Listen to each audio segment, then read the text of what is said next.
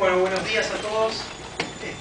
Nos pidieron que viniéramos más que nada a contar mediante un trabajo, un proyecto, una experiencia personal. Así que lo que voy a tratar de hacer es eso, contarles una experiencia personal. El título es En busca de un área perdida, parece más bien de una película, pero voy a tratar de que se entienda de qué se trata esto. Para eso me voy a remontar a 1971, cuando se creó el Instituto de Investigaciones Biofísicas, el INDEBio. El INDEBio era un instituto que dependía del CONICET, si bien era bastante independiente, pero a su vez tenía financiamiento de las Fuerzas Armadas y tenía una particularidad que era que el director, el señor Adolfo Portela, había conseguido financiamiento de la Marina de los Estados Unidos, con lo cual había logrado un laboratorio equipado con instrumental de última tecnología. Por ejemplo, ellos tuvieron la primera cámara anecoide del país. ¿Y qué era lo que hacían? No es que estudiaban la biofísica completa, sino que ellos se dedicaban a estudiar los efectos biológicos de las radiaciones electromagnéticas producidas por un radar. En ese momento, la división Antenas colaboró armando un radar adentro de la cámara anecoica y irradiaban ranas. Irradiaban ranas y lo que hacían era investigar la elevación de temperatura en las ranas y además analizaban el sistema nervioso para ver si había algún tipo de variación.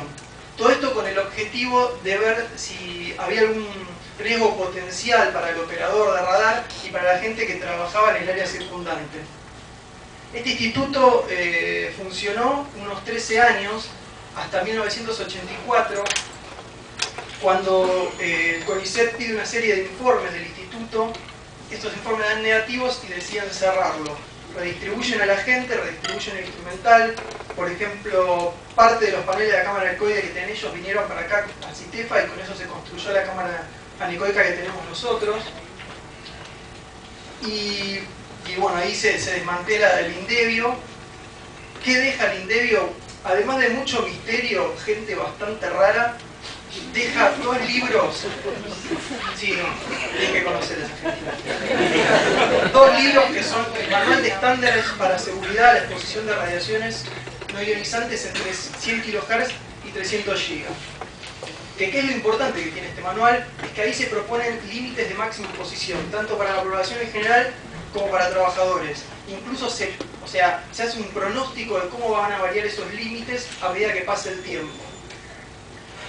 Estos límites, la OMS posteriormente, años después, publica unos límites que son coincidentes con estos. Entonces, tal es así que el Ministerio de Salud y Acción Social, en una resolución del 95, dice que esos van a ser los límites contra los que se va a contrastar todas las mediciones que se hagan para saber si la radiación es segura o no. Después de que se cerró el INDEBio, no hubo nunca más otro instituto dedicado ni a efectos biológicos de las radiaciones electromagnéticas ni a nada que tenga que ver con biofísica de este tema. En la división Antenas algunos antecedentes tenemos. En la parte técnica tenemos las campañas de mediciones que se hicieron en la ciudad de Buenos Aires del 2005 al 2012. Se midió más de la mitad de las antenas de telefonía móvil. Ahí se puede ver una foto de Aníbal en una terraza. Ojo que Aníbal se conoce todas las terrazas de Buenos Aires. Y después se midieron todas las estaciones de subte, se midieron, se hizo la campaña más grande a nivel país, se midió todos los barrios de la ciudad a nivel calle, y se midieron en algunas escuelas y se midieron algunos edificios en particular. Todo esto está publicado en el mapa interactivo del gobierno de la ciudad. Ustedes pueden entrar y ver los niveles según el barrio. Eso en cuanto a la parte técnica acá. En cuanto a la parte de efectos biológicos, tuvimos algunas ideas en la división, se intentó hacer algo. Era una época donde fue el 2005, esto estaba en auge, en una época que recibíamos llamados de gente bastante rara, sobre todo queriendo saber si hacía bien o mal la radiación, cosa que nosotros como ingenieros no podíamos responder.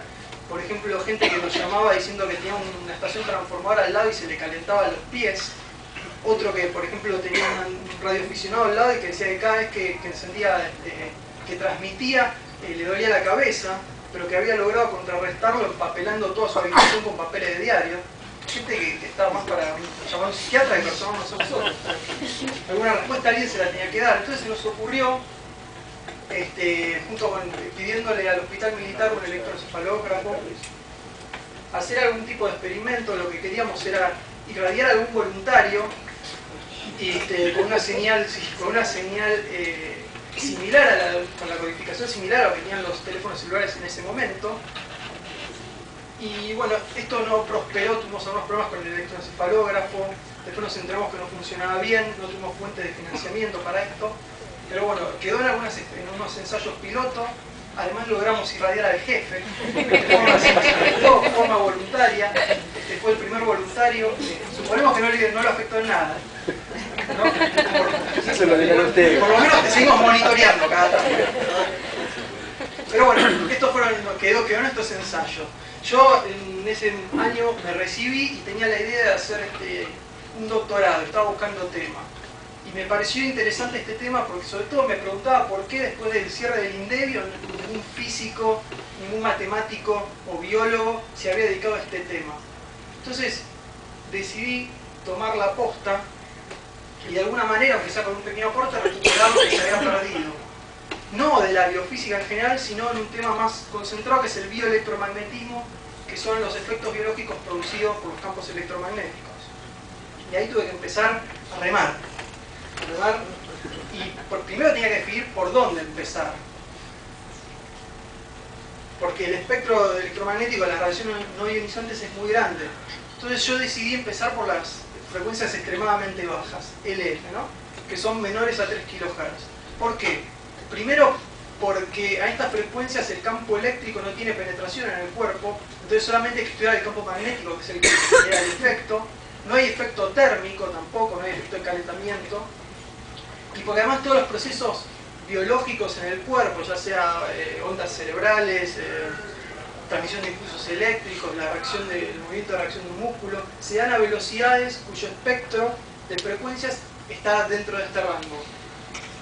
Y después, bueno, tuve que elegir un sistema biológico, pensar en un sistema biológico, y ahí pensé en el más sencillo, células. No estudios in vitro, un ambiente controlado, una estufa de cultivo, y además porque esos estudios apuntan a los mecanismos de acción. Y bueno, después de esto tuve que salir a buscar un lugar donde hicieran estudios in vitro y que además poder interesarlo en este tema. Y ahí comencé una odisea de varios años que no puedo explicar ahora porque tengo 18 minutos nada más, tengo menos ahora. Pero digamos que en algún momento del tiempo y del espacio caí en el Instituto de Ciencias Básicas y Medicina Experimental del Hospital Italiano. Este instituto fue creado y lo dirige el doctor Argibay. Entonces yo llegué con el proyecto, él se interesó, me dijo que había leído lo que habíamos hecho en la campaña de mediciones en el diario, tenía la idea de que éramos serios y bueno, le presenté el proyecto y él me dijo, ok, a mí me interesa, yo te puedo poner al jefe del área de cultivos a hacerte los cultivos, vos conseguís armarte un setup de exposición, venís, empezamos con algunos ensayos, lo único, no tengo una estufa para dedicar a esto, hay que comprarla. Dice, yo te puedo poner la mitad. Le dije, ok, ¿cuánto es la otra mitad? $3.500. Entonces le dije, sí, voy y los consigo. Me fui, obviamente me di cuenta que no los iba a conseguir. Y me acordé justo de la época que habían salido los PDF. Entonces dije, bueno, me queda la posibilidad de meterme en un PDF.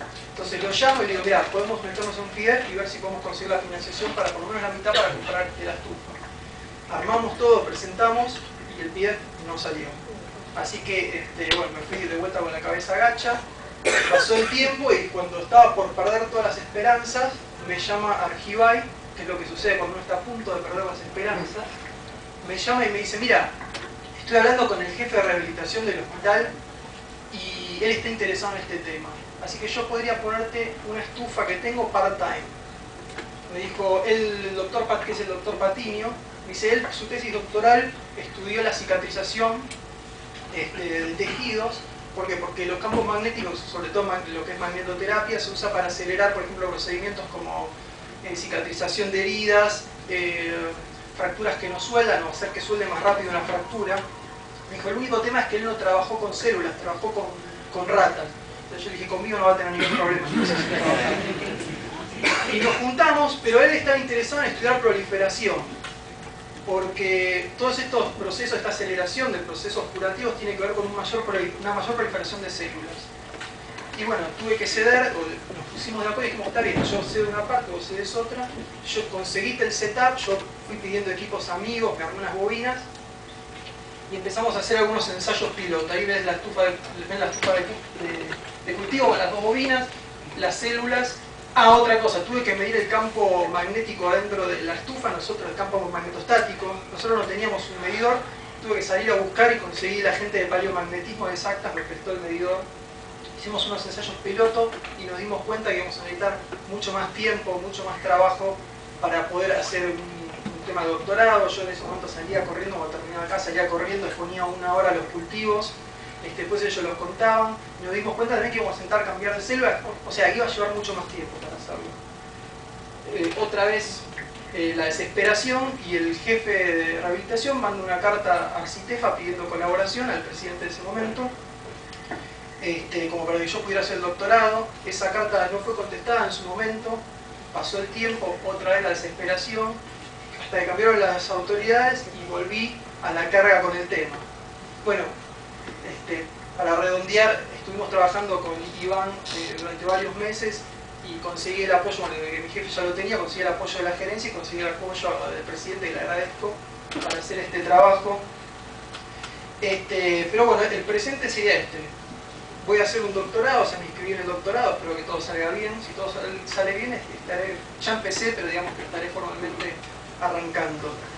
Pero esto igual no alcanza para recuperar el área. Ahora estoy yo ahí solo, como Kung Fu, y la idea es que en el futuro, no sé si un instituto grande de bioelectromagnetismo, pero quizás generar redes, ¿no? Distintos institutos que tengan un área que se dedique a estudiar esto, que puedan conectarse, como para poder cubrir todo el espectro electromagnético de las no ionizantes. Por ahí hay alguien que se puede encontrar que le interese el ultravioleta, otro el infrarrojo, otro le interesará las microondas, pero lo que me interesa a mí, que son las frecuencias extremadamente bajas. Incluso podría haber un área acá, en el CITEFA, ¿no? Que es un instituto de defensa. Ahora, ¿cuál sería, por ejemplo, la importancia del instituto, o de un área de bioelectromagnetismo en un ámbito de defensa? Ya de por sí hay un área de investigación a nivel internacional en la defensa que se denomina con las letras, con esas ERP, que se dedica a investigar los riesgos potenciales de la radiación electromagnética. ¿Por qué? Porque en seguridad, en defensa, hay un montón de dispositivos que generan radiación electromagnética y interaccionan con la gente. Por ejemplo, inhibidores de celulares, escáneres que además de interaccionar yo tengo que sacar información del sistema biológico, transformadores, generadores que generan campos magnéticos de baja frecuencia, y radares, obviamente, que era lo que estudiaba el Indevio. Un caso particular es el de la comunicación submarina. Por ejemplo, en la Guerra Fría, Estados Unidos y Rusia desarrollaron un sistema de transmisión para pasarle datos puntuales a los submarinos nucleares que estaban a 300 metros de profundidad. Ahora Rusia acaba este año puso en funcionamiento uno. ¿Por qué? Porque en las radiofrecuencias no se puede penetrar el agua de mar. Entonces, para poder mandar un mensaje a un submarino que está a 300 metros de profundidad, tengo que transmitir en ELF. Y como la longitud de onda de esa frecuencia son de miles de kilómetros, la antena tiene que ser de esa medida, digamos, tiene que ser comparable con la longitud de onda, con lo cual armar una antena lleva miles de kilómetros o cientos de kilómetros.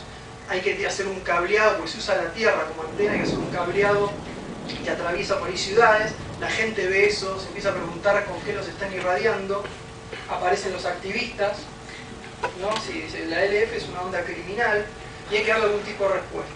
Estados Unidos, por ejemplo, hizo un estudio muy grande de impacto ambiental,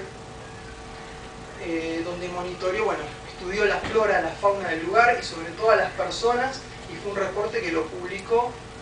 Pero a pesar de todo esto, igual la gente muchas veces sigue teniendo miedo. O sea, es muy difícil sacarle de la cabeza a la gente cuando ya está instalado el miedo. Lleva mucho tiempo y mucho trabajo de comunicación.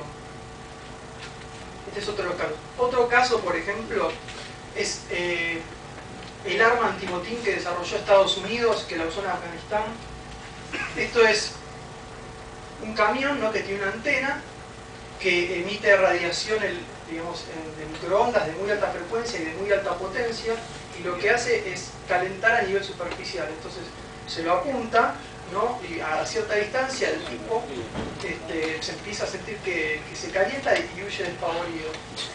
Entonces, para poder desarrollar este arma hay que saber cuál es la profundidad de penetración, si va a traer alguna consecuencia, ¿no?, si el calentamiento realmente es superficial, Hay que estudiar las zonas más sensibles, como son los ojos y los testículos.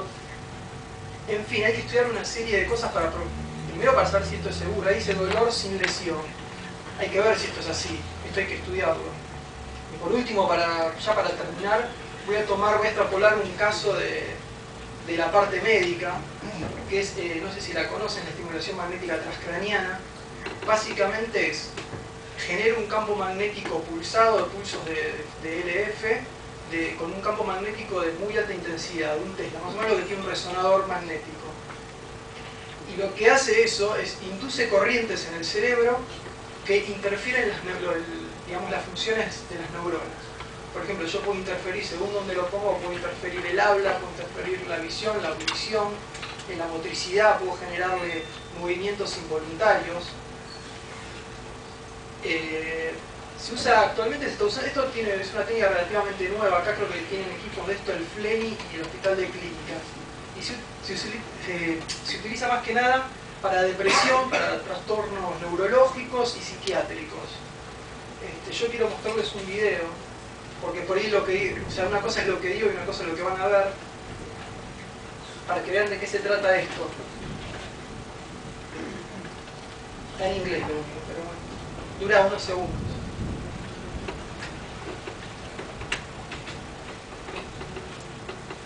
We start at the back of the brain. We've switched off my visual cortex, so made me unable to see things. If we move a little bit forward in the brain, we've interfered with people's ability and my ability to see faces. A little bit further forward, we've interfered with the ability to perform actions. Is that moving your finger?